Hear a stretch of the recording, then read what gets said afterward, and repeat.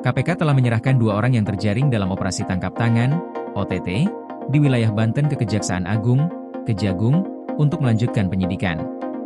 Penyerahan ini dilakukan setelah kedua tersangka ditetapkan oleh Kejagung sebagai tersangka dalam kasus tersebut.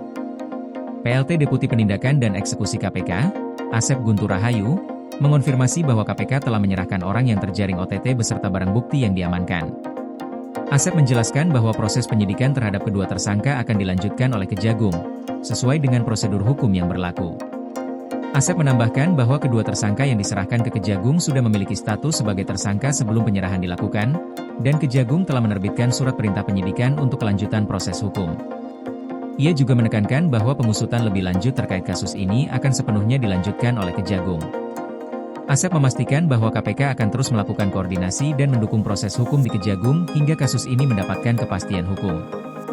Dalam kesempatan yang sama, Sesja Mintel Kejagung, Sarjono Turin, mengungkapkan bahwa Kejagung telah menerima kedua tersangka yang diserahkan oleh KPK. Sarjono menyebutkan bahwa meskipun pihaknya telah menerima kedua tersangka, masih akan ada proses pendalaman lebih lanjut terkait dugaan tindak pidana yang dilakukan oleh para tersangka.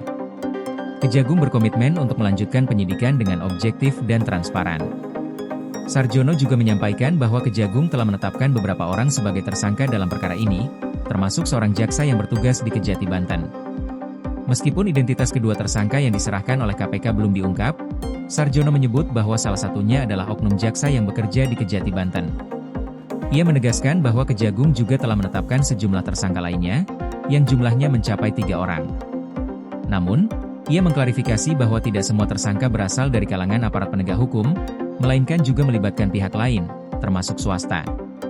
Kejagung menjamin bahwa meskipun mereka baru mengetahui adanya OTT yang dilakukan oleh KPK, mereka telah lebih dulu menerbitkan sprindik pada 17 Desember 2025, untuk memastikan bahwa proses hukum berjalan dengan adil dan transparan. Sebelumnya, KPK melaksanakan operasi tangkap tangan di wilayah Banten pada Rabu, 17 Desember 2025. Dalam OTT tersebut, KPK berhasil menangkap 9 orang, yang terdiri dari 2 penasihat hukum, 6 pihak swasta, dan seorang oknum jaksa. Tim KPK mengamankan para tersangka di berbagai lokasi, termasuk di wilayah Banten dan Jakarta. Jubir KPK, Budi Prasetyo, menyebutkan bahwa salah satu dari 9 orang yang ditangkap merupakan aparat penegak hukum, yang kini tengah menjalani proses hukum lebih lanjut. KPK pun memastikan bahwa mereka akan terus bekerja sama dengan Kejagung untuk mengungkap lebih dalam mengenai kasus ini. Proses hukum terhadap kasus ini masih berlangsung, dan Kejagung berjanji akan terus memantau serta mengusut tuntas dugaan tindak pidana yang melibatkan oknum-oknum yang tidak bertanggung jawab dalam sistem hukum Indonesia.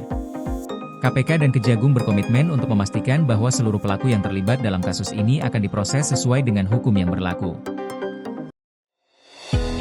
Koordinasi PLN dengan TNGL jelang Hari Kesaktian Pancasila, listrik terbangun, alam tetap lestari. Panen perdana garam Aceh. PLN hadirkan energi untuk UMKM di momen menyambut Hari Kesaktian Pancasila.